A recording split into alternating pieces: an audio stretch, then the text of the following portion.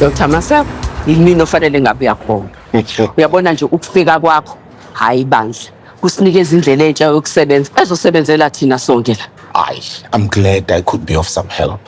Uyabona yonke into siyalele ngayo. Sizoyenza ngayinye ngayinye. Akukho nje sokulahla ngoba konke lokhu kuzosiza iziguli zethu. Matron lapho ngiyavuma ngoba hey, you have a wonderful team la.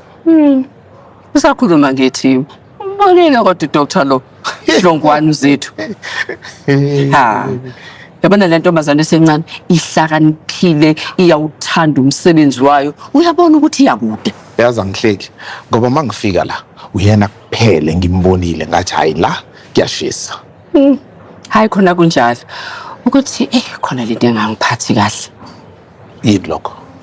Uyazi mangithi ngiyabheka ngiyabona ukuthi la kule ndawo yakithi ngeke azakwazi ukukhula ngokwanele. Uyayibona le ndawo injalo. Manje wena ucabanga ukuthi angakhona ukuthola lokho esibhedlela sami? Ngakusho lokho. Angithandi futhi ukuvumelana nawe. Kodwa lento isho iyiqiniso ukuzakhula. Qaphela matron. Hawu, ngathi nje ngizosihluthela yena uDr. Hlongwane.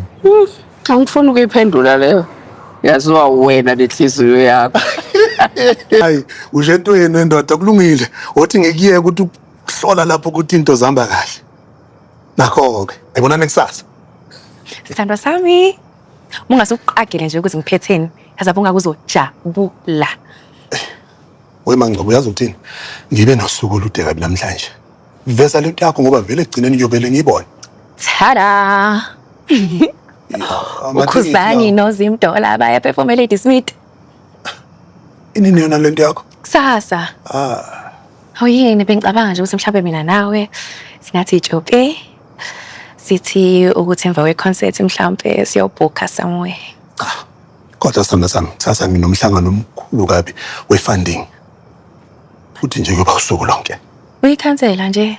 Utshela ukuthi akekho noyedwa nje ongaya esikhundleni sakho. Yazi ngicabanga ukuthi ukuba yikhansela lokhu kufana nokudayisa utshwala lapha neTavern. Uyazi ukuthi kudingeka ukuthi ngazi yonke into ngebudget.